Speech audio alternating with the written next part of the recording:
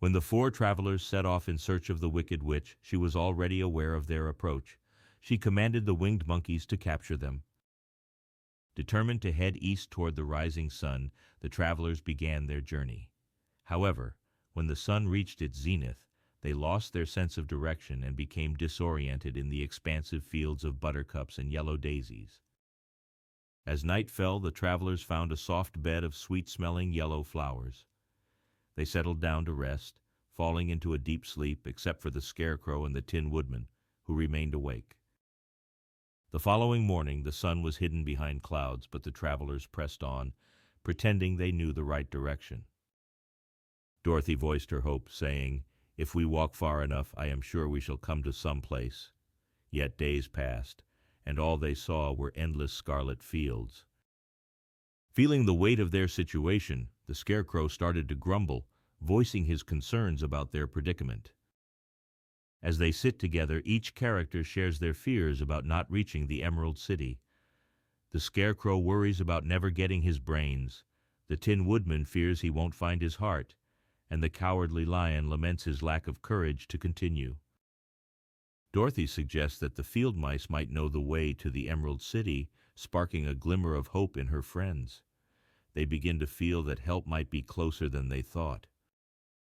The sound of tiny feet fills the air as the field mice arrive.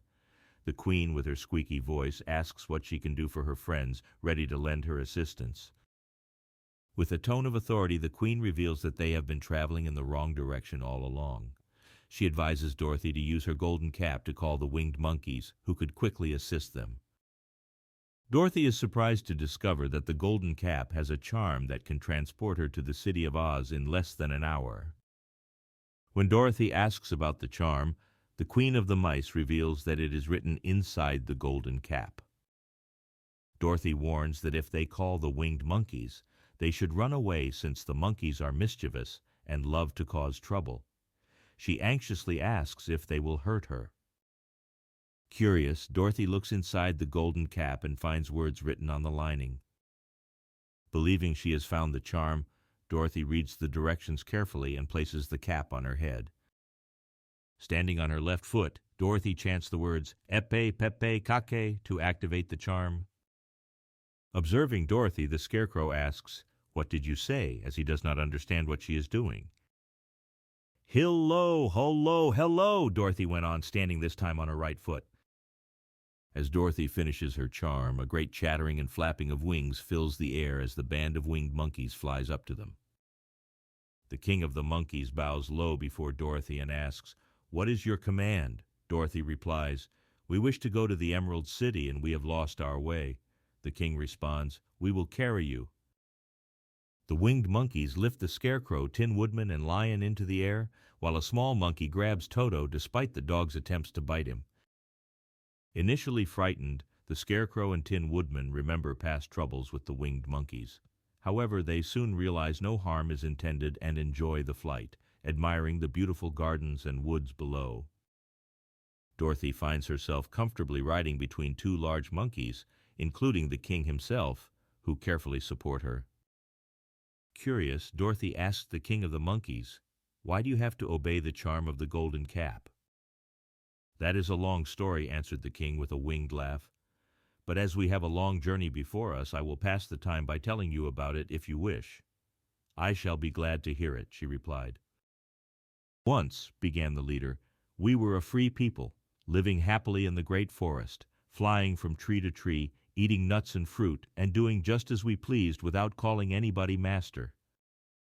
Perhaps some of us were rather too full of mischief at times, flying down to pull the tails of the animals that had no wings, chasing birds, and throwing nuts at the people who walked in the forest. But we were careless and happy and full of fun, and enjoyed every minute of the day. This was many years ago, long before Oz came out of the clouds to rule over this land. There lived here then, away at the north, a beautiful princess who was also a powerful sorceress.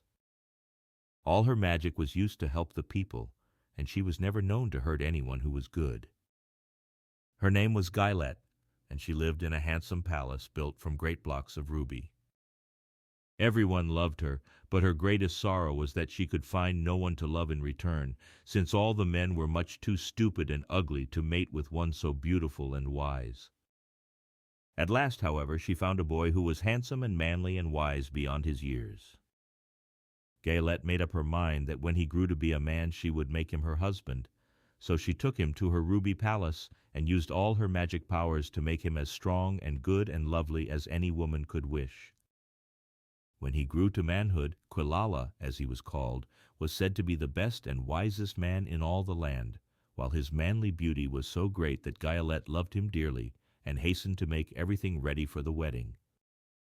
My grandfather was at that time the king of the winged monkeys which lived in the forest near Gaelette's palace, and the old fellow loved a joke better than a good dinner.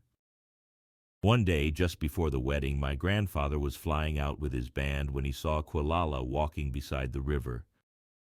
At his word, the band flew down and seized Quilala, carried him in their arms until they were over the middle of the river, and then dropped him into the water.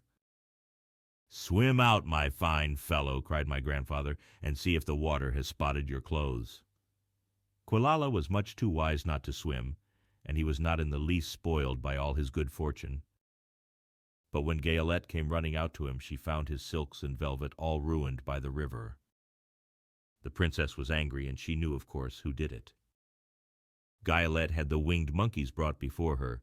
Initially, she declared that their wings should be tied, and they should be punished by being thrown into the river, just as they had treated Quilala. However, Quilala's grandfather pleaded for their lives, knowing they would drown with their wings tied. Quilala also spoke kindly on their behalf, leading Gaelette to spare them, but under the condition that they would obey the owner of the golden cap 3 times. The golden cap was originally a wedding gift for Quilala, costing her half her kingdom, emphasizing its importance. The monkey explained how Quilala's grandfather and the other monkeys agreed to Gaelette's condition, leading them to serve the owner of the golden cap 3 times, regardless of who it was. The monkey revealed that Quilala was the first owner of the golden cap and was the first to command them. After marrying Quilala, her bride could not bear to see the monkeys. Therefore, Quilala ordered them to stay hidden in the forest, which they were happy to do out of fear of her. The monkey continued, recounting how the golden cap eventually fell into the hands of the wicked witch of the West, who forced them to enslave the Winkies and expel Oz from the West. The monkey informed Dorothy that the golden cap now belonged to her, granting her the right to make 3 wishes upon them. As the Monkey King finished his tale, Dorothy looked down to see the gleaming green walls of the Emerald City ahead of them. The winged monkeys gently set Dorothy and her companions down at the city's gate. The Monkey King bowed to Dorothy and then swiftly flew away with his band. "Scene 8. That was a good ride," said the little girl. Scene 8. "Yes, and a quick way out of our troubles," replied the lion. Scene 8. "How lucky it was you brought away that wonderful cap."